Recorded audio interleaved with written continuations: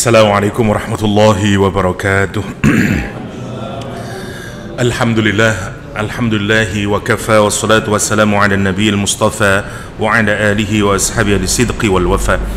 Ikhwafillah rahimakumullah, rekan-rekan semua yang dirahmati Allah subhanahu wa ta'ala, kita memasuki surah baru, surah Asy-Syams insyaallah.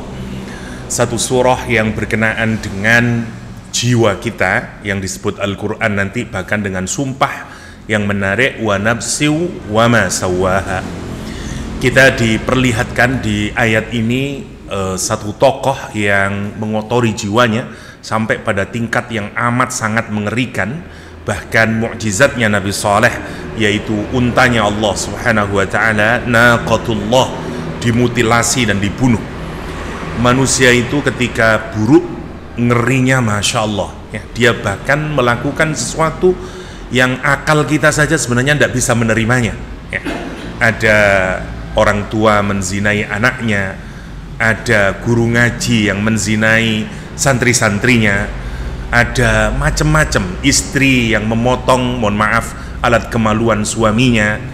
Dan pada kisah ini kita juga diperlihatkan bagaimana ada manusia yang banyak mengambil manfaat dari untanya Allah SWT ini, naqatullah, bahkan beramai-ramai memutilasinya dan menggoroknya. Kalau kita pikirkan, kenapa ada manusia yang semacam itu? Ada apa dengan jiwanya manusia? Tapi di satu sisi kita mendapati ada orang yang jiwanya begitu sangat memukau, bahkan dia dibayangkan seperti matahari, ada yang seperti rembulan. Rasulullah SAW adalah mataharinya dunia ini, sehingga kita bisa melihat betapa agungnya akhlaknya, indahnya perilakunya, begitu pentingnya hadirnya bagi dunia ini dan begitu manfaatnya. Para sahabat adalah rembulan bagi kehidupan kita ini. Jadi satu sisi kita dilihatkan suksesnya mereka dalam memekarkan dan mensucikan jiwanya, tapi dari satu sisi kita diberatkan gambaran dari orang yang paling buruk yang mengotori jiwanya. Lah, surah ini mengingatkan kita kan itu semuanya ya, karena bahwa jiwa ini memang ternyata menarik, dia selalu ditarik ke salah satu dari dua ujung itu ya. Oke, mari kita lihat bagaimana ayat yang mulia ini memberikan pemahaman dan insight serta hikmah buat kita. Bismillahirrahmanirrahim.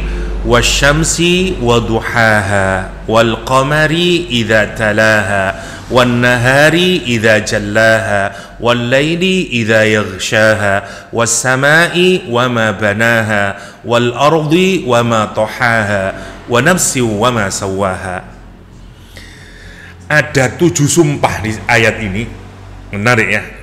Jadi sekali lagi untuk memahami sumpah saja kita berkali-kali menjelaskan, tapi rumus dasarnya adalah orang itu bersumpah karena asumsinya yang kita ajak berbicara tidak terlampau yakin, atau mungkin tidak yakin, atau bahkan menolak, sehingga kita bersumpah.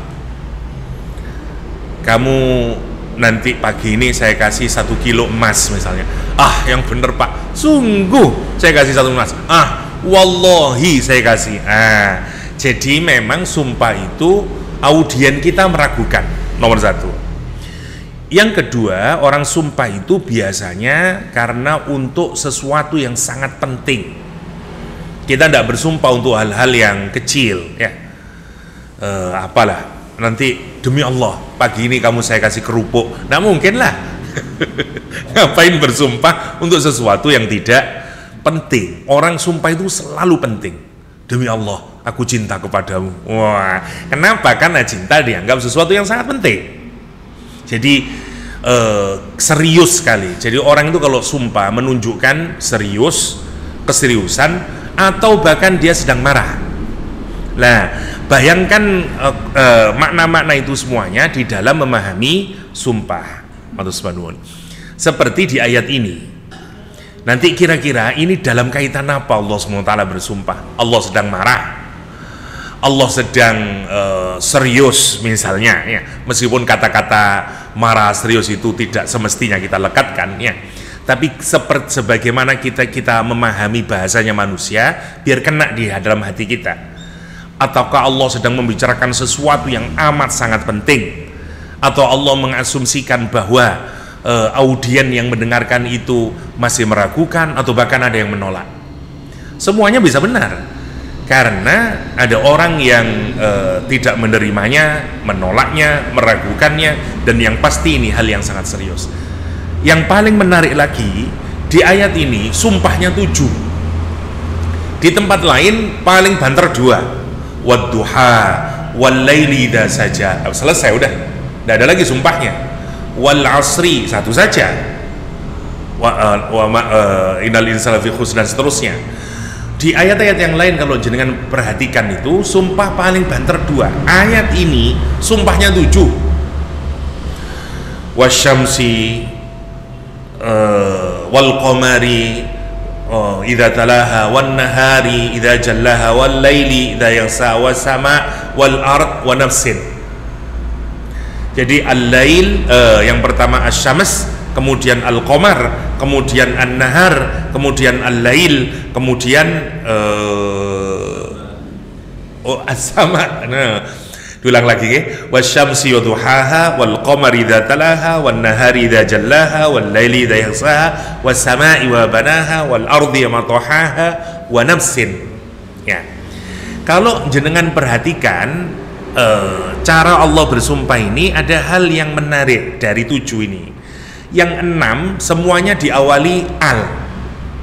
Wa as-samsi wa al-qamari wa an-nahari wa al-laili wa as-samai wa al-ardi wa, bukan an-nafsi, wa nafsin. Kenapa kok berbeda sendiri? Dugaan kita ketika awal membaca ayat ini mestinya ya yang serasi dong, al gitu, wasyamsi wal qamari wal laili wan nahari wal laili was samai wal ardi wan nafsi, bisa begitu. Tapi alnya dibuang oleh Allah. Wa nafsin, satu-satunya yang tanwin ya cuman ini, wa nafsin wa ma sawwaha, wa nafsi wa ma sawwaha, kata Al-Qur'anul Karim. Kenapa demikian? Karena seakan-akan disitulah puncaknya.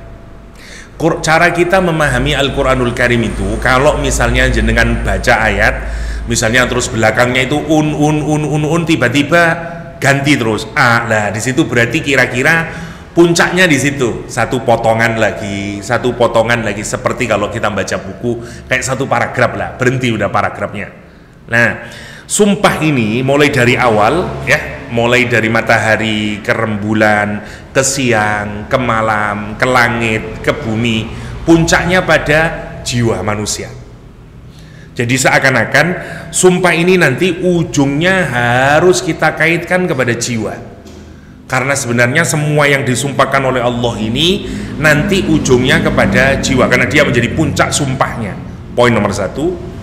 Poin nomor 2, sebagaimana biasanya kalau kita memahami sumpah adalah kaitkan dengan apa yang disumpahkan, kan begitu. Misalnya, demi masa, sungguh setiap manusia itu berada dalam kerugian.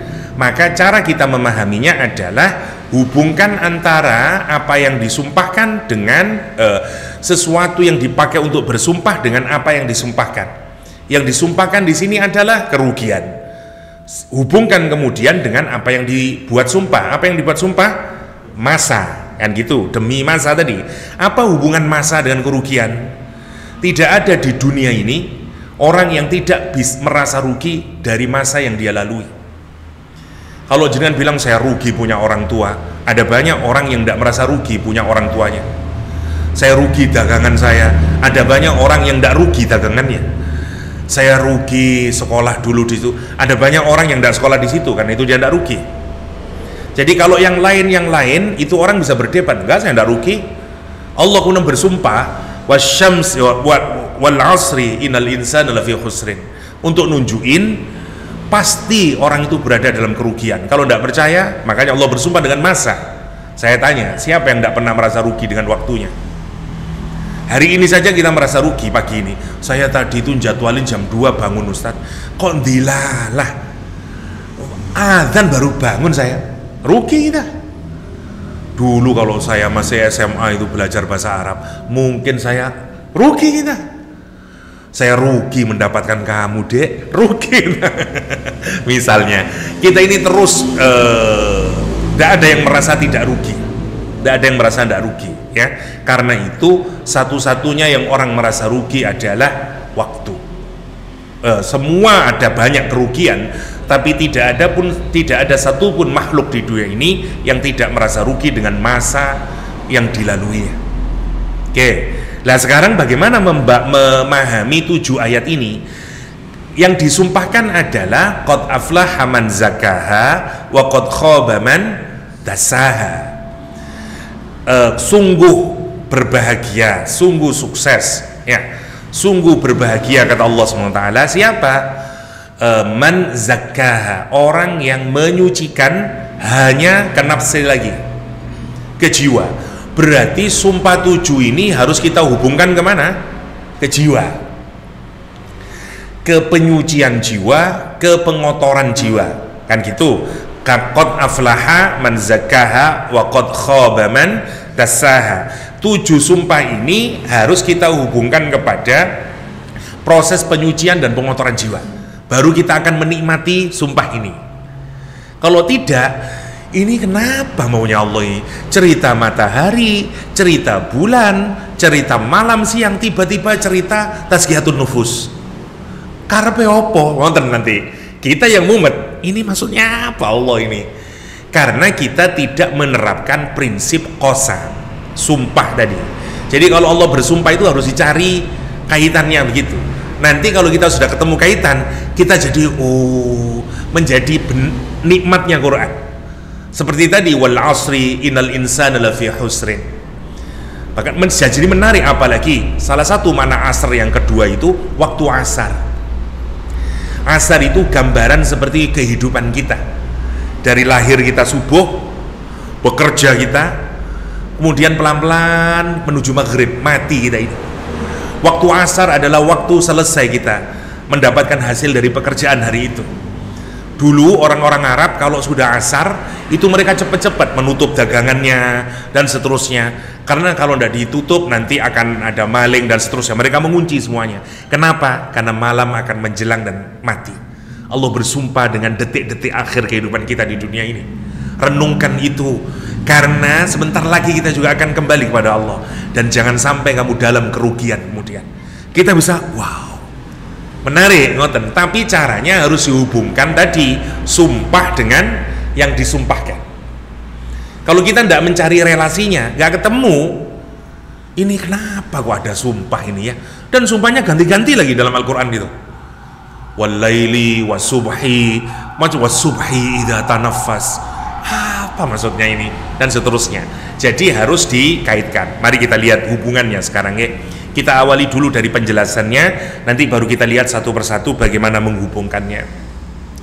Wasyamsi waduhaha, demi matahari, ya. Asyams itu perempuan dalam bahasa Arab. Kok bisa Ustaz? Tidak laki-laki dah. Nah ini namanya simai. Jadi kalau kita dalam bahasa Arab itu kalau menentukan perempuan bisa dari bentuknya, yaitu misalnya kalau di belakangnya ada titik 2 berarti perempuan. Saya dulu punya guru bahasa Arab yang sedikit nakal dulu zaman sekolah. Kamu itu pokoknya jangan bingung-bingung, lek perempuan ono titik loro den dhuwur. Sampai sekarang saya ingat ya. Jadi madrasatun wedok apa titik loro. Jadi semua yang titik 2 perempuan. Mudah kita deteksinya. Tetapi ada yang susah deteksi, seperti misalnya asyamsu, matahari. Kita di Indonesia biasanya matahari dianggap laki-laki kan gitu, rembulan dianggap perempuan. Dalam bahasa Arab asyamsu perempuan. Lah dari mana kita mengetahuinya? Nggak ada, kecuali kita dengar orang Arab. Namanya simai. Ya udah, orang Arab nganggap matahari perempuan, kita ngikut pada perempuan. Nggak ada logikanya. Lah itu yang susah. Kalau yang simai itu yang susah karena kita harus dengerin. Tapi defaultnya ngeten tentang bahasa Arab itu. Kalau orang Arab tidak menentukan jenis kelaminnya, mau laki atau perempuan, atau sesuatu yang tidak punya gendernya, tidak ada laki, tidak ada perempuannya, maka orang Arab secara default akan menggunakan laki-laki meskipun dia bukan laki-laki. Itu harus dipahami dulu. Jadi misalnya ini ada barang nih, misalnya ini kita tidak tahu, oh ini tidak ada gendernya ini misalnya, terus mau pakai apa ini, mau laki-laki atau perempuan, karena bahasa Arab bahasa gender, dia harus menggunakan laki atau perempuan. Tapi kalau tidak ada dari awalnya, orang Arab juga belum menentukan, defaultnya kita menggunakan laki-laki. Itulah mengapa kata ganti untuk Allah laki-laki. Meskipun apa Allah laki-laki Ustaz? Apa Allah perempuan? Ya enggak, wong Allah bukan makhluk seperti manusia. Tetapi kenapa pakai laki-laki? Karena dalam bahasa Arab rumusnya, untuk sesuatu yang tidak ada gendernya, defaultnya laki-laki. Itulah mengapa orang yang tidak mengerti bahasa Arab mengkritik, itu Tuhannya orang Islam itu laki-laki karena pakai dia laki-laki atau pakai he, ya karena dia tidak ngerti bahasa Arab. Orang yang mengerti bahasa Arab tidak akan pernah mempertanyakan itu. Kenapa? Karena tadi itu barang yang tidak ada jenis kelaminnya, defaultnya menggunakan he. Tapi laki-laki itu tidak untuk menunjuk gender gitu. Kenapa saya bilang begini? Di Amerika itu ada ahli agama dan ahli ilmu sosial, seorang dosen perempuan namanya Mary Daly. Mary Daly itu banyak menulis buku yang mengkritik semua maskulinitas di dalam agama Protestan. Banyak bukunya nih, dan termasuk dia tidak suka dan mengganti semua kata ganti laki-laki yang ada di dalam Injil. Jadi mboten ditamel hi sampai sebegitunya ya. Jadi tidak mau ya, dia, kita kalau nulis bahasa Inggris kan misalnya dia berkata, misalnya dia berfirman, Allah maksudnya, he said, dia tidak mau he, minimal ya harus diganti Tuhan berfirman. Tidak boleh menggunakan kata he, karena itu berarti laki-laki. Masya Allah, coba bayangin, wonten itu. Ya Alhamdulillah, di Islam tidak ada yang sebodoh itulah. Saya belum pernah baca buku di orang Islam yang mengkritik itu ya. Karena kalau mengkritik berarti sangking nemennya mboten paham bahasa Arab, wonten. Karena tidak mungkin orang yang mengerti bahasa Arab akan, kenapa dia kok menggunakan huwa? Nggak mungkin. Ya karena defaultnya begitu. Defaultnya kalau nggak ada jenis kelamin, kita menggunakan huwa. Oke, kembali lagi ke sini. Asyams itu perempuan. Karena itu belakangnya ha, bukan hu ya. Wasyamsi waduha ha, bukan wasyamsi pakai hu belakangnya. Saya jadi ingat hari Mukti ya. Dulu zaman kuliah saya mengundang ke waktu KKN, kita orang-orang KKN, dia cerita LGBT saat itu ya. Kata dia susah LGBT itu kalau menikah. Kalau laki-laki kan jelas, kata dia qabil tu nikahaha, jelas perempuan yang dinikahi. Lah kalau LGBT qabil tu nikahahuha huha, kata dia. Saya sampai ingat sampai sekarang itu hari Mukti, mantan penyanyi dulu ya, karena tidak jelas ini laki-laki atau perempuan. Nikahahuha huha, kata dia. Hunya laki-laki, hanya perempuan, katanya. Hari Mukti bisa saja ya. Wasyamsi, tidak tahu masih hidup atau sudah meninggal, lupa saya. Udah, wasyamsi waduhaha, demi matahari dan duhaha. Ada beberapa makna untuk duha itu, saya jelasin dulu makna duhanya, baru nanti apa maksudnya.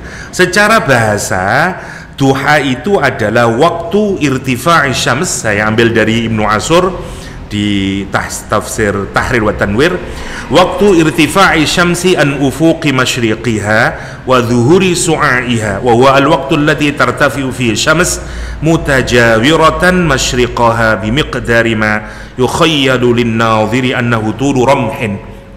Kata siapa? Ibnu Ashur. Waktu meningginya matahari ya di ufuk sebelah timur ya, dan sudah jelas sinaran cahayanya. Akan tetapi waktunya ini diperkirakan kira-kira orang masih bisa melihatnya, dan kalau orang melihat kira-kira tingginya adalah tulu rumhin, sepanjang tombak, ya kira-kira sebegituan. Atau kalau dimudahkan, matahari keluar sudah bulat, cahayanya sudah menerangi, tetapi belum ke mata itu masih belum panas, kita masih bisa melihat utuhnya matahari. Ya diperkirakan kira-kira setombakan. Kalau jam 12 kita melihat matahari mboten kuat, ya karena sudah terlampau keras, terlampau syutingnya itu terlampau bersinarannya terlampau kuat sehingga kita nggak kuat. Ya, maka itu rumusnya ya. Kalau cahaya itu terlampau kuat kita tidak bisa melihatnya, apalagi cahayanya Allah Subhanahu wa Ta'ala yang digambarkan ketika Nabi Musa meminta untuk melihat Allah Subhanahu wa Ta'ala, falamma tajalla rabbuhu tadi itu dalam Al-Quran Karim. Jadi dari kata duha ini para ulama kita memiliki beberapa makna. Yang pertama wasyamsi wa duhaha, duha di sini dimaknai dengan dhau'uha, sinarnya maksudnya. Yang kedua, duha di sini dimaknai dengan hina tatlu'us syams, ketika matahari keluar warnanya sudah menguning kata dia. Yang ketiga an-naharu kulluh, seluruh siang itu. Imam Muqatil mengartikan dengan harruha, panasnya. Karena di ayat Al-Quran ada ayat yang menyatakan wala tadha, maknanya adalah la yu'dzikal har, tidak menyakitimu panasnya matahari itu, panas itu, la tadha. Jadi ada beberapa makna kalau kita lihat dari kebahasaan, bisa panas, bisa sudah menguning, sudah keluar matahari dan kita melihat warnanya sudah mulai menguning, dan orang masih melihatnya setinggian tombak. Dari semua makna ini kita rangkum seperti tadi itu, panasnya belum mengganggu kita, masih nyaman, olahraga masih seneng. Jenengan olahraga jam rolas orang enggak, tapi kalau waktu duha masih nyaman. Pagi itu dalam Al-Quran dimulai dari fajar, waktu fajar jadi subuh, kemudian jadi duha. Fajar itu ketika pertama kali cahaya matahari merobek sehingga langit menjadi kebuka. Langit itu hitam, gelap. Kemudian cahaya pertama kali yang merobek langit itu namanya fajar. Nah, nanti pelan-pelan dia, makanya disebut dengan wasubhi idza tanaffas, kata Al-Quran, subuh yang bernafas. Jadi waktu subuh itu dirujukkan sebenarnya kepada waktu di mana nanti akan keluar lampu yang sangat besar itu, yaitu matahari. Karena itu lampu bahasa Arabnya adalah misbah. Ya, jadi waktu subuh itu waktu awal munculnya matahari, tapi orang masih belum bekerja, belum enak untuk melakukan aktivitas. Itu waktu subuh. Fajar mungkin baru bangun. Subuh paling banter orang melakukan sholat. Secara umum orang belum melakukan usaha, melakukan kerja di waktu subuh, kecuali pasar gadang, beda lagi nih. Lah, tapi secara umum ngoten. Kapan orang itu mulai beraktivitas? Duha. Jadi waktu duha itu sudah senang orang melakukan aktivitas, badan sudah fit kembali lagi dan seterusnya. Karena itu kenapa Allah bersumpah dengan duha ketika Rasulullah SAW dalam kedukaan yang sangat itu ya, ketika wahyu tidak turun ya, dan gelap gulita rasanya, sindiran kanan kiri, Allah bersumpah dengan wadduha. Kenapa? Ini waktu yang membuat kemudian kehidupan berjalan lagi, normal lagi dan seterusnya. Allah bersumpah dengan keluarnya matahari yang kemudian cahayanya itu menerangi umat manusia, menghilangkan kegelapan, dan orang merasa nyaman, membuat dia mampu beraktivitas. Kira-kira itulah makna dasarnya, ya. Wasyamsi waduhaha. Wal qamari idza talaha, demi rembulan idza talaha, ketika mengikutinya. Mengikuti itu nyanya dirujukkan kepada matahari. Jadi demi matahari, ya, setelah wal qamar hanya ke matahari lagi, bukan kepada rembulan. Wal qamari idza talaha, demi rembulan ketika mengikutinya. Tala itu maknanya dua, ya, mengikuti atau membaca. Tala yatslu tilawatan, membaca, makanya tilawatul Quran. Tapi tala yatslu tilwan maknanya mengikuti, ya, to follow, ya. Makanya man tawalla an dzikrina, ya, tala yaitu berpaling dia dari kata sama. Ini kata yang kalau dia ditambahin dia berubah maknanya, ya. Seperti atau ditambahi lekatan, bahasa Arab ada kata yang model begitu, ya. Tapi makna dasarnya adalah mengikuti. Di ayat ini maknanya mengikuti. Kenapa? Karena rembulan mengikuti matahari. Apa maksudnya? Para ulama tafsir ini dengan ilmu pemahaman mereka, sains pada masa itu, katakanlah, ada yang menyatakan bulan mengikuti finis fil awal minasyahr. Jadi dia mengikuti di paruh pertama dari satu bulan itu. Ketika matahari tenggelam, rembulannya mengikuti fil idha'ah wa khalafaha fin nur, ya. Jadi begitu matahari nggak ada, diikuti kemudian oleh rembulan. Jadi kan kalau surup, kalau sunset, nanti rembulannya keluar mengikutinya, ya. Makanya kita bisa melihat mulai dari hilal terus dan seterusnya itu yang disebut dengan idza talaha, atau ngikutin cahayanya.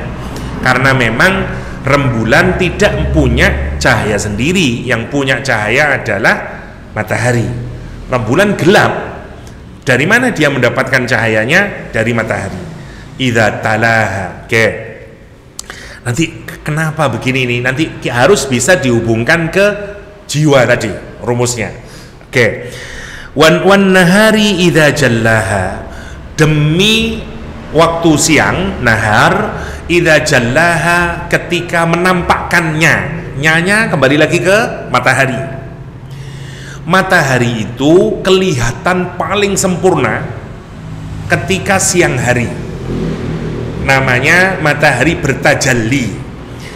Jali, misalnya kalau ikut MTQ, kalau kesalahannya fatal karena kelihatan banget kesalahannya, orang kalau di MTQ namanya khotok jali. Nah, ya, karena kelihatan banget.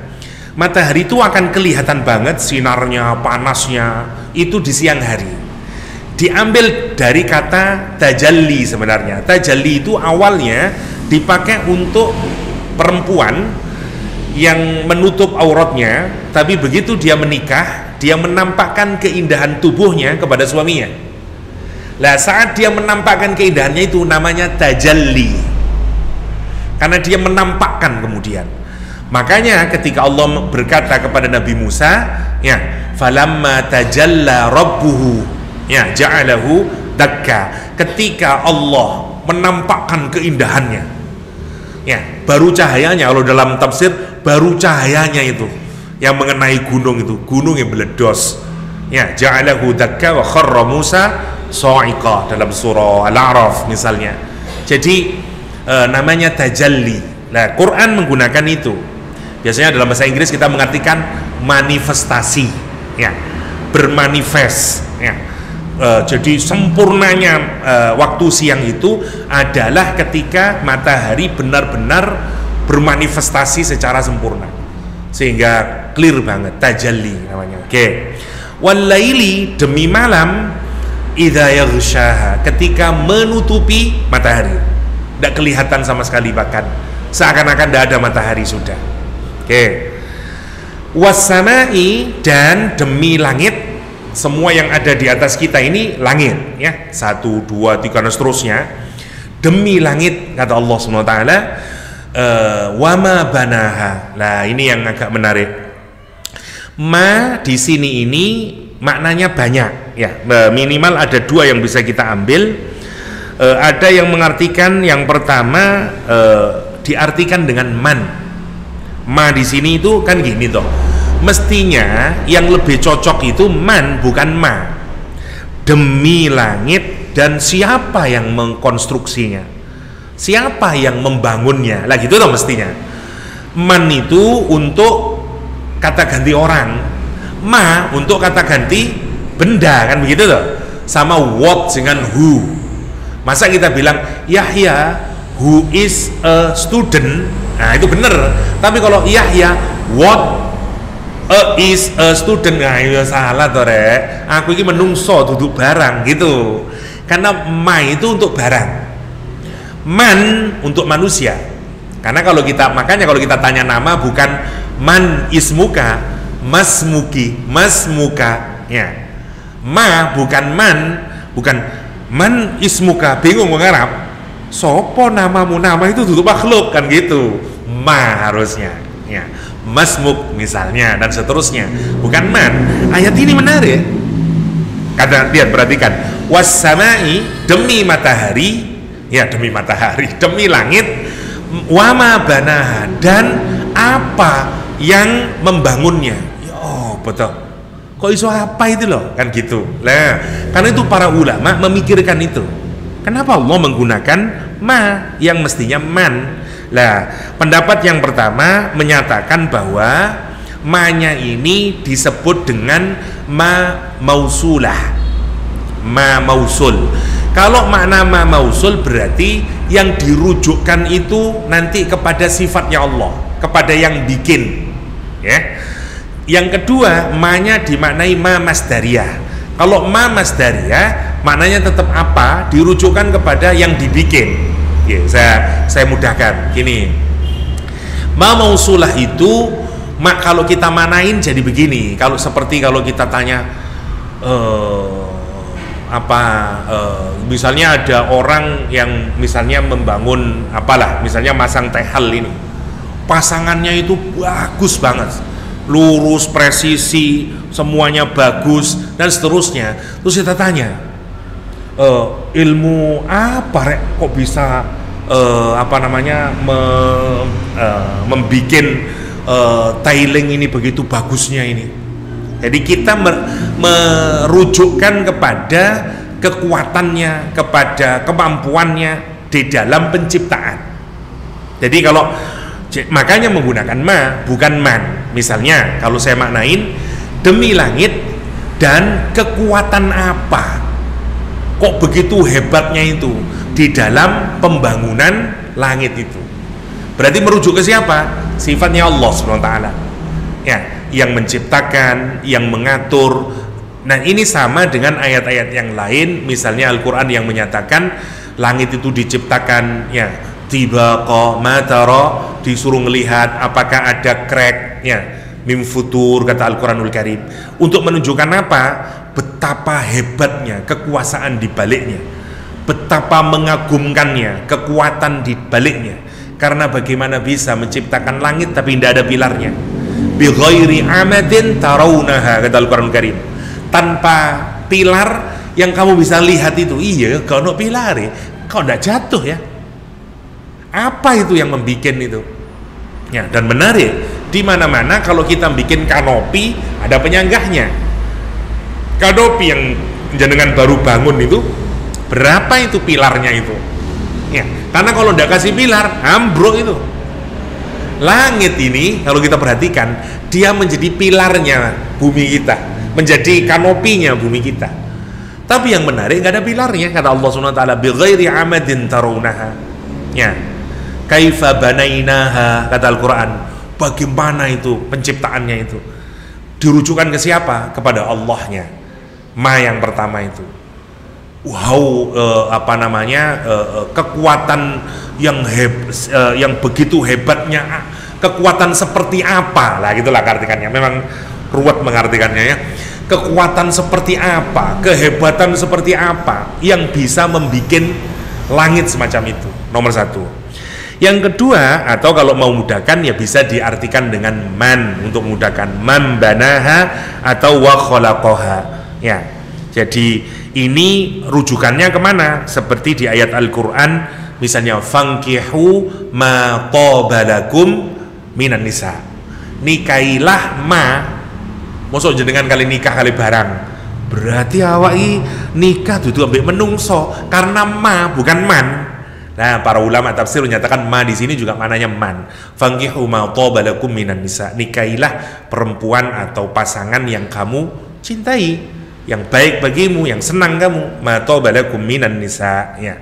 Jadi maknanya meskipun ma tapi bermakna man. Kenapa? Karena dimaknai mausulah tadi, ma al mausulah. Oke.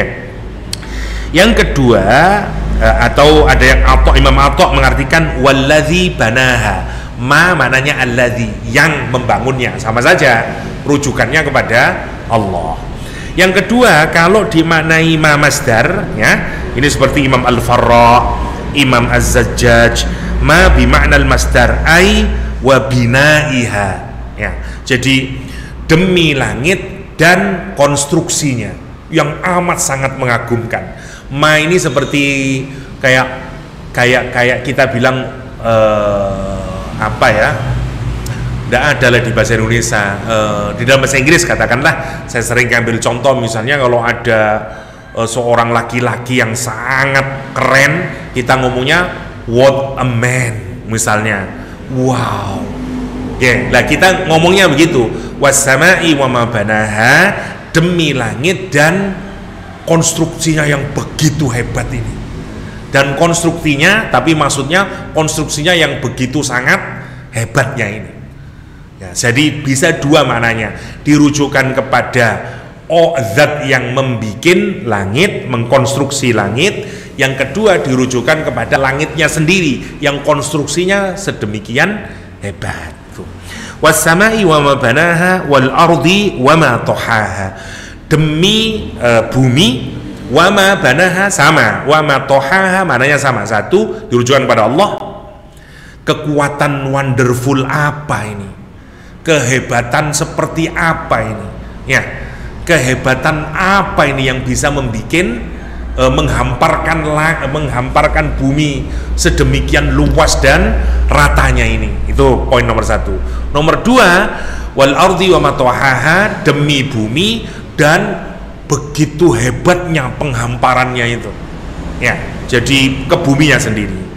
Baru wa nafsi wa ma sawaha, demi jiwa, wa ma lagi-lagi maknanya dua lagi, kepada Allah dan kepada sawaha. Sawaha itu dari kata taswiyah, dari kata sawa. Kalau dalam surat Al-Baqarah, sawaun alaihim anzartahum am lam tunzirhum. Taswiyah proses menyamakan, penyamaan, kan itu sawa sama saja. Taswiyah menyamakan. Kalau kita punya timbangan, ya, yang satu lebih berat, yang satu tidak, kemudian kita samakan biar sama, namanya taswiyah. Allah menyatakan jiwanya manusia itu nanti disamakan oleh Allah. Kenapa kok menggunakan wa ma sawaha? Karena kalau kita mudahkan, diri kita ini terdiri dari dua bagian. Satu namanya jasad, yang kedua namanya ruh. Dan ini diseimbangkan oleh Allah Subhanahu wa taala. Nanti kalau tidak seimbang, rusak. Nanti jadi man khaba dassaha. Kalau dia seimbang, dia jadi baik. Qad aflaha man zakkaha. Lah, itu maknanya. Mari kita lihat sekarang. Kalau kita ngomong gini aja nggak menarik, ya, baru kita lihat hubungkan, baru kelihatan indahnya nanti. Oke. Mari kita lihat. Kenapa Allah mengawali dengan matahari? Karena harus kita hubungkan dengan nafas kita. Oke. Di dalam diri kita ini, dalam Islam kita ini dia meyakini bahwa hakikat manusia itu baik. Karena Allah naruh fitrah dalam diri kita, naruh cahaya dalam diri kita. Seperti di surat An-Nur, ada nurul iman di sini, ada fitrah di sini ini. Yang sebenarnya kita bisa tahu ini baik, ini buruk. Sebenarnya kita tahu. Kenapa? Karena Allah memberikan cahaya di dalam, jauh di lubuk hati kita. Dalilnya mana? Dalilnya di surat An-Nur. mathalu nurihi kamishkatin, perumpamaan cahaya Allah. Kalau kita buka tafsir, yang Allah berikan kepada Nabi Muhammad, ada yang menyatakan yang diberikan ke hatinya orang-orang beriman, kepada hatinya manusia, di dalamnya ini. Oke. Makanya karena kita punya cahaya sendiri, maka yang lebih tepat itu digandengkan dengan bulan atau digandengkan dengan matahari. Matahari, karena matahari punya cahaya. Makanya asosiasinya dengan matahari kita. Mana yang pertama? Ada yang mengaitkan tidak begitu. Jadi as-syams itu diartikan Islam, terus atau diartikan Islam sebagai ajaran. Al-Qamar itu diartikan seketika Islam itu datang ke Mekah, begitu menerangi kegelapan. Macam-macam ya para ulama kita. Tapi saya ingin dihubungkan ke kita saja karena rumusnya ke wa nafsi wa masawwaha. Jadi kita ini sebenarnya cahaya yang ada di dalam hati itu ini hakikatnya roh kita lah gampangannya. Roh kita sama jasad kita ini masing-masing punya keinginan. Sebelum saya ke matahari lagi untuk mudah mengaitkan, tubuh kita punya keinginan, punya kebutuhan. Dan kata Imam Alusi, karena tubuh itu dibuat di dunia, keinginannya semua yang ada di dunia. Kita senang dengan lawan jenis, kita senang dengan pohon-pohon, kita senang terobsesi dengan laut, dengan gunung. Makanya orang ke Gunung Bromo sekarang karena katanya pasirnya sekarang campur salju ya, bulan Juli Agustus katanya begitu, wallahu a'lam ya. Jadi hamparan pasir yang bercampur dengan salju katanya. Rumah saya di Pasuruan sebenarnya dekat, tapi saya belum pernah ke Bromo. Jadi dan seterusnya. Jadi kita ini menarik kalau kita pikirkan, karena Allah menunjukkan tubuh kita ini suka dengan yang zahir, suka dengan makanan yang berasal dari bumi, suka dengan buah-buahannya yang berasal juga dari bumi. Satu, dan dia akan menarik kita ke bumi. Namanya jasad kita ini akan menarik kita ke semua yang ada di sini. Oke. Satu sisi ruhani kita ini beda lagi, dia juga punya keinginan, dia punya kebutuhan. Dan ini bedanya seperti matahari dan rembulan, seperti langit dan bumi, dua-duanya beda. Kita ini kalau mikir, kenapa sih semua yang dipakai sumpah ini itu bersebelahan, kontradik semuanya. Matahari kontradiksinya bulan, siang kontradiksinya malam, langit kontradiksinya bumi, semuanya dibikin kontradiksi oleh Allah SWT. Ternyata di dalam diri kita ada dua kontradiksi. Tubuh kita maunya itu semua yang di dunia. Ruhani kita maunya tidak mau dunia ini. Ruhani kita maunya dari mana dia berasal? Karena ruhani kita ini hakikatnya awalnya berasal dari Allah SWT.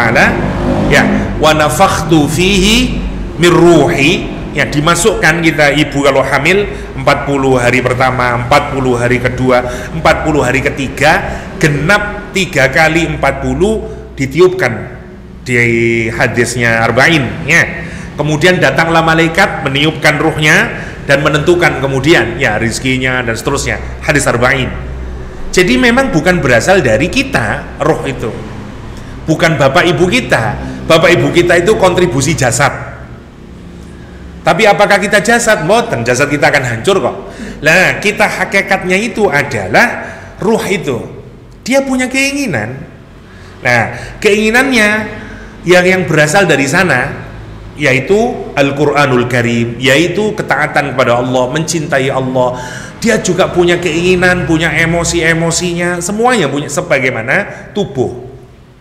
Sebagaimana tubuh bisa sakit, bisa ruhani juga bisa. Dan ini tarikannya berbeda. Yang satu ngajak ke akhirat, satu ngajak ke dunia. Yang satu ngajak memenuhi nafsu, yang satu memenuhi keinginan akhiratnya. Ini saling bertentangan satu sama lain. Nah, Tetapi dan semua agama itu kalau jenengan pikirkan, dan peradaban yang dibikin manusia adalah usaha untuk memenangkan salah satu di antaranya. Materialisme, kapitalisme adalah peradaban yang dibikin manusia untuk memenuhi tubuh. Karena itu semua dibikin, mulai industri makanan, industri seksualitas, industri nopo mawon. Jangan dikira salah satu industri yang paling banyak menghasilkan uang adalah industri pornografi. Dalam satu hari saja ada berapa ratus ribu, atau mungkin wallahualam, makanya Menkominfo itu kebingungan, dia nutup katakanlah 100.000 situs satu hari ini, besok muncul mungkin 200.000, saking banyaknya. Karena kenapa? Karena memang paling banyak orang meminatinya, dan manusia mengembangkan itu. Jenengan nonton film nopo mawon karya Hollywood, mesti wonten cuplikan di situ. Kenapa? Karena itu bagian dari keinginan tubuh. Wes masyo filmnya tentang Salahuddin Al-Ayyubi, engko lak wonten adegane lek Hollywood. Kenapa? Karena jiwa manusia itu senang. Makanya ada agresivitas, itu senengnya tubuh. Makanya kita seneng nonton kungfu, nonton IP Man, jotos-jotosan, wah seneng kita, karena itu tubuh kita. Nah, orang bikin film itu mempelajari siapa manusia itu, dan kalau itu dipenuhi orang seneng. Makanya ada nafsunya, ada marahnya, ada tangisnya, ada macam-macam, dipelajari itu sama perfilman itu, dan kita dikasih dikit-dikit penasaran, kita terus dan seterusnya. Jangan dikira orang bikin film itu ngasal, ada filsafatnya, ada psikolognya di belakang. Karena itu ulak panjang itu dia mempelajari dan seterusnya itu. Nah, tubuh kita itu menginginkan ke sana, semua keinginannya. Oke. Ruhani kita bukan yang lain.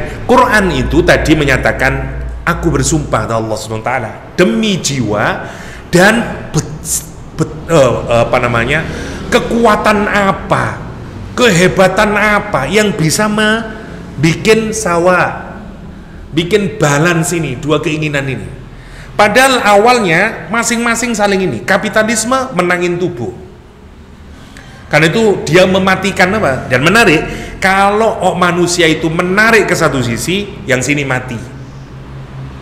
Kalau ditarik ke sisi yang sini juga mati. Kapitalisme adalah produk peradaban umat manusia yang mematikan sini. Kita kalau ke barat, semua yang kita sebut dengan kebahagiaan jasmani wonten teng mriko. Dihibur kita ini, semuanya lah. Seksualitasnya, main-mainannya, semuanya, ya Allah, dipenuhi in detail semuanya. Oke, dan ternyata pertanyaannya, apakah mereka bahagia? Boten bahagia ternyata.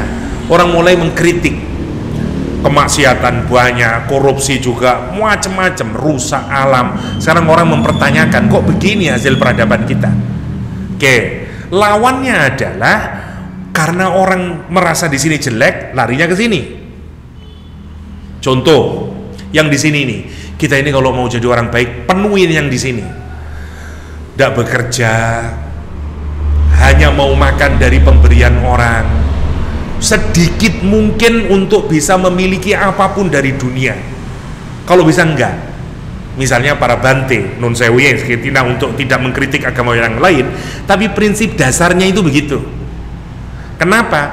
Karena semakin kita banyak memiliki, semakin terikat kita, semakin sedih kita, dan susah mengalami enlightenment, pencerahan, katanya teman-teman Buddha.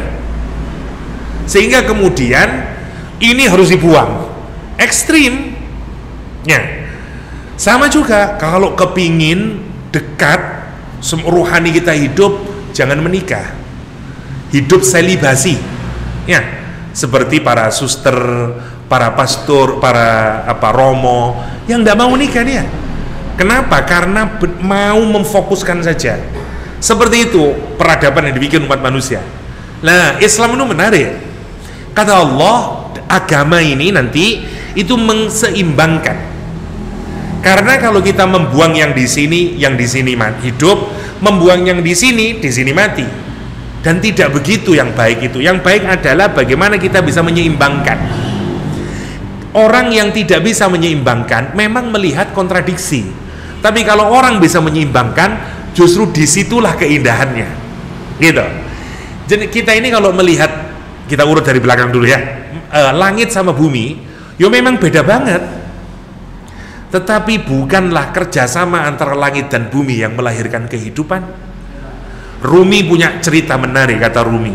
Dulu langit dan bumi itu bersatu, kemudian dipisahkan oleh Allah. Ya, dalam peristiwa Big Bang, Quran menyatakan kanata rotqan fafataqnahuma.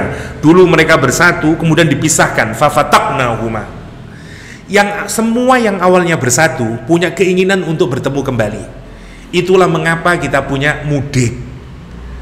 Orang itu kepingin mudik karena dulu berasal dari ibunya dia, dan kepingin ketemu ibunya. Meskipun tekan Amerika, tak belani mulai yang gadang, saya kepingin sungkem yang ibuku. Kenapa? Peristiwa itu menyenangkan karena kembali kepada asal.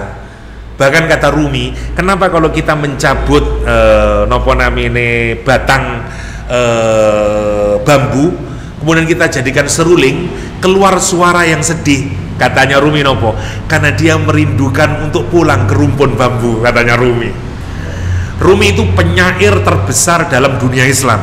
Ya, orang Afghanistan, bayangin, Jalaluddin Ar-Rumi. Ya, Masya Allah, bukunya itu sangat istimewa, namanya Mathnawi. Ya, ada ceritanya, ada puisinya dari Jalaluddin Rumi. Kata Rumi, ini kemudian terpisah nih.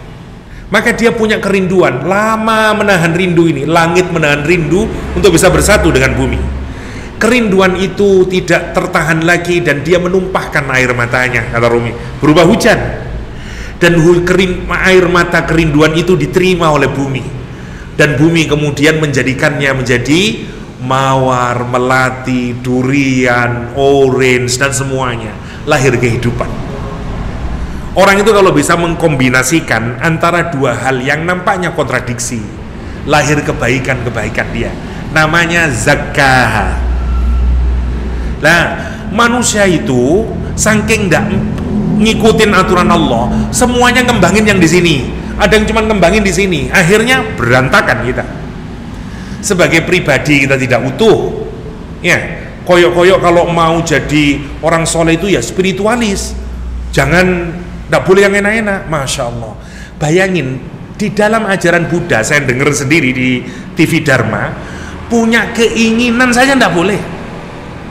Contoh ya, misalnya saya mong, saya bante, kalau saya ke rumah orang, terus saya ngenangen, muga-muga dikei ayam goreng pagi hari ini, ayo bante kita sarapan ke rumah. Terus saya punya keinginan, kayaknya semoga hari ini saya dikasih ayam goreng. Terus keluar ayam gorengnya jadi haram. Kenapa? Karena kamu punya keinginan dulu. Sampai sebegitunya, men. Saya dengerin itu geleng-geleng saya. Allah, hanya untuk menahan keinginan. Jangan sampai punya keinginan dunia, karena keinginan itulah yang membuat kita terpenjara oleh nafsu kita. Ekstrim membuatan sumber ekstrim. Islam mboten ngoten. Menarik, di Islam itu wama sawwaha. Makanya nanti kalau kita melihat ajaran Islam, semuanya berdiri di atas wama sawwaha. Islam tidak menghalangi nafsu, tapi caranya adalah nikah. Pacaran haram. Orang yang satu sisi melihat Islam kok ketat gitu ya, kan itu wajar toh, jenenge wong manusia itu punya nafsu gini. Kapitalisme memanjakan itu. Silahkan experience, wong itu tubuh kita kok, terserah saja. Dia mengcreate pil untuk tidak bisa hamil, semua menjadi biasa saja. Salah satu artis di televisi, usia tidak tahu saya 30 tahun, ditanyain oleh wawancaranya, artis terkenal di televisi, saya dengerin di YouTube atau di mana saya lupa lah, ditanyain, kamu masih single, umur berapa? 30. Hah? Kenapa kok masih single? Ya saya males diatur-atur oleh orang biasanya kalau sudah menikah. Tapi kamu masih perawan enggak? Ya enggak lah, jawabnya wenteng banget. Ya enggak lah, Nanti saya dibully kalau kamu nganggap saya ini masih perawan. Coba bayangin. Itu di Indonesia loh. Kalau itu di Amerika saya mboten kaget. Indonesia Raya mau sudah begitu. Udah banyak sing ngoten niku. Kenapa? Karena tadi itu normal. Normal saja perilaku yang kayak begitu itu sekarang. Nah, kenapa? Karena tadi itu menganggap bahwa ya biasalah. Karena urusan tubuh, makanya mereka memilih agama yang model begitu. Karena sesuai dengan keinginan tubuh. Oke. Di tempat yang lain tidak boleh nikah. Makanya ada konsumsi pil dan seterusnya. Jadi kan kalau ningali Bunda sinten di India yang sangat terkenal, Bunda Teresa, itu semuanya tidak ada yang menikah itu. Wakilah saya tidak tahu, untuk menahan gejolak seksualitasnya salah satunya dengan mengkonsumsi pil untuk menurunkan syahwatnya dan seterusnya. Tapi satu sisi keren ya, supportnya, tapi tetap boten berimbang. Coba bayangin kalau semua orang mikir begitu, jalan kehidupan ini semuanya mikir tubuh terus, kewan kita. Semuanya mikir spiritual terus, udah nikah dan seterusnya, ya rusak dunia, mati dunia ini. Nah, satu-satunya agama yang balance ini gue Islam. Kita tidak dilarang untuk menikmati tubuh kita, tetapi ada jalannya yang diatur dengan cara yang suci, dengan cara yang baik, namanya pernikahan. Allah, coba menarik dalam agama kita ini. Semuanya nanti kita dipersilahkan untuk menikmati harta yang halal, tapi juga wonten zakat, wonten wonten puasa dan segala macamnya lah kalau kita detailkan. Semua ajaran agama ini berdiri di atas taswiyah tadi, oke, atau kita menyebut dengan tawassut ya, atau pertengahan, al-adil dan seterusnya. Oke, maka kalau kita perhatikan 7 sumpah ini seakan-akan bertentangan, tapi sebenarnya tidak, karena ada keterkaitan satu sama lain. Bayangin kalau misalnya sekarang yang tadi ya, langit sama bumi, sekarang siang sama malam. Bisa kita bayangkan malam itu, ada orang yang menganggap saya gak suka malam itu karena malam ada maling, malam itu gelap, malam dan seterusnya. Dia lupa kalau tidak ada malam, apa yang terjadi pada dunia ini.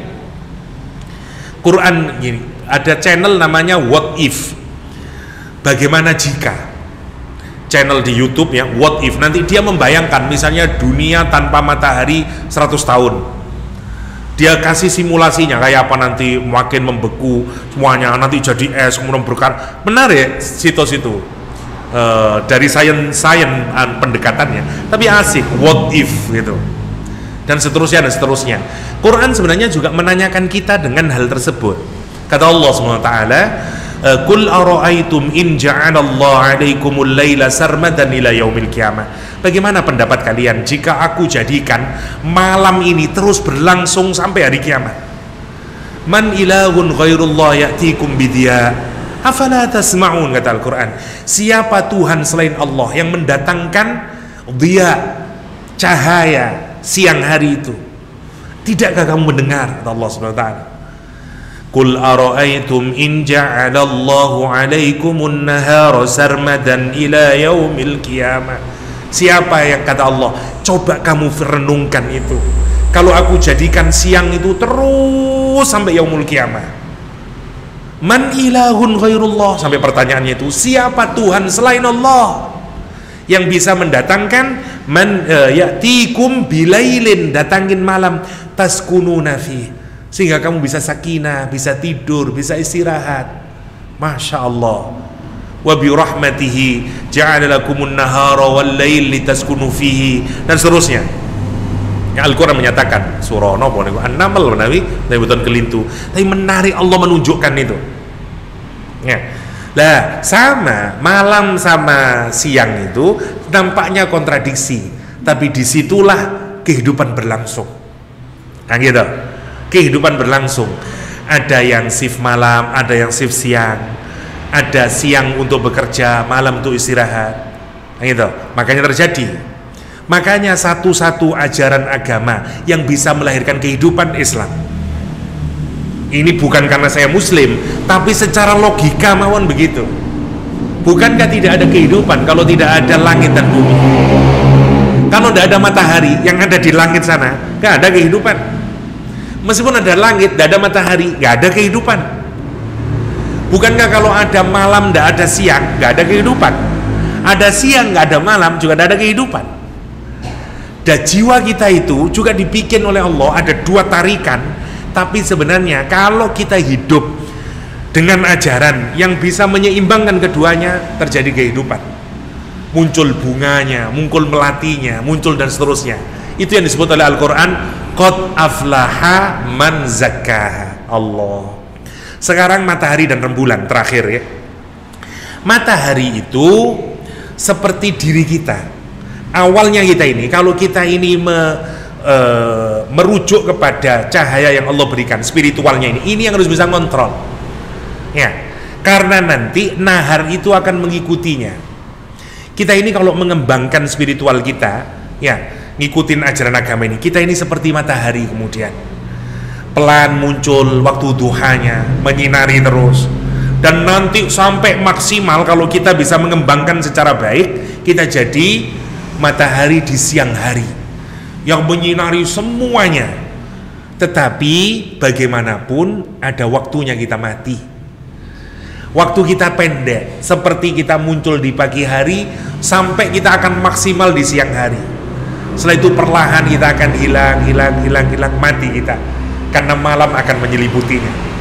Tetapi ingat, kalau kita ini hidup dengan tadi seperti matahari yang memberikan cahaya buat orang lain, akan ada follower yang mengikutinya, yang akan meneruskan cahaya kita, seperti rembulan yang akan memberikan cahayanya matahari untuk menyinari kegelapan saat kegelapan itu datang.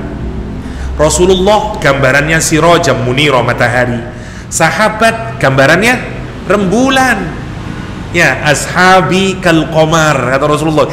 Sahabat itu seperti rembulan. Kenapa? Karena sahabat tidak dapat cahayanya sendiri. Sahabat dapat cahaya dari siapa? Dari Rasulullah SAW. Jenengan juga gitu. Nanti kalau kita ini aktif melakukan tazkiyatun nufus, mengembangkan pribadi kita ini dengan cara menyeimbangkan antara zahir dan batin, kita ini seperti matahari yang muncul dalam kehidupan kita. Seberapa kita bisa memancarkan cahaya kita, disitulah kita akan memberikan kebermanfaatan, dan pasti nanti akan ada yang mengikuti kita, entah anak kita, entah keluarga kita, entah teman kita, dan seterusnya. Sekarang bayangin, semakin banyak kita ini melakukan tazkiyatun nafas, mengembangkan pribadi kita, akan banyak rembulan baru yang muncul mengikuti cahaya kita. Allah, itu maunya. Indahnya sumpah ini begitu sebenarnya. Kita masih membicarakan sumpahnya nih, memang saya lama membicarakannya ini, tapi untuk masuk kepada qad aflaha man zakkaha, itu yang disumpahkan kemudian. Sungguh bahagia. Sekarang masuk akal kenapa kok jadi bahagia, karena tubuhnya merasa bahagia, ruhaninya merasa bahagia, kumpul jadi satu. Boten percaya jenengan tang leto orang Singapura, meskipun seneng urip teng Singapura semua penuh, lihat garing, bosen orang, kok ngene urip yo, kaku ini. Kita sampean hiduplah di mana lah yang paling top lah dunia ini, semua enak, bersih, ndak ada iman, ndak ada sholat, ndak ada adzan, kering jiwa itu. Terus kayak apa aku urip gini, sedih. Saya dulu kalau kangen bahkan punya duit, punya apa, nggak ada sholat, nggak ada adzan. Kalau kancing kamar itu nyetel adzan. Coba, kan lucu. Orang dikira kalau kita ini sudah ada makanan enak, tempat enak, semua enak, kayaknya bahagia. No, kadang kita rindu itu, rindu teman, rindu ngaji, rindu sujud, rindu macam-macam, dan seterusnya.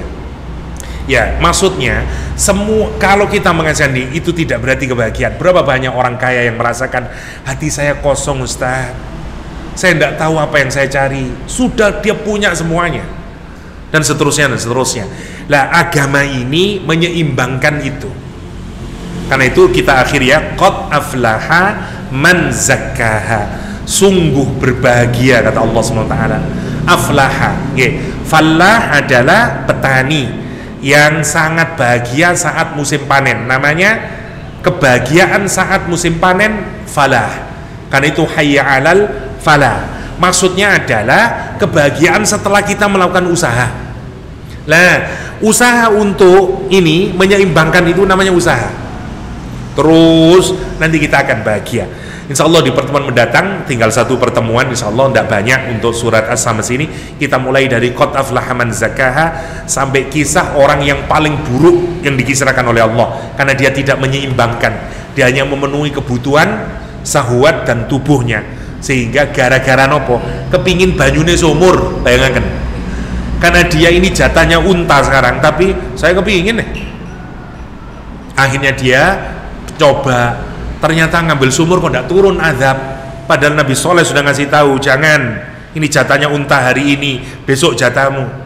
Greedy, ambisi, cinta sama harta, itu yang menuntun dia. Oke, awalnya lama-lama dia bikin sumpek saja unta ini. Bayangin yang dia lakukan apa? Dimutilasi untunya. Cara dia membunuh itu fa'aqaruha. Kata mufassir, nanti dengkulnya disilatnya sehingga dia kesusahan, dimutilasi dan disorakin. Karena itu Allah nanti di ujung ayat ini menunjukkan betapa Allah bahkan katakan, aku ndak takut dengan resiko yang akan dihadapi. Kenapa? Karena dihancurkan sehancur-hancurnya. Fadamdama alaihim rabbuhum bidzambihim sawaha wa la yakhafu uqba. Insyaallah kita lanjutkan di pertemuan mendatang. Adanallahu yakum ajma'in wa sallallahu ala nabiyyina Muhammadin wa alihi wa sahbihi wasallam. Akhiru da'wana alhamdulillahi rabbil alamin. Subhanakallahumma wa bihamdik asyhadu an la ilaha illa anta astaghfiruka wa atubu ilaik. Assalamualaikum warahmatullahi wabarakatuh.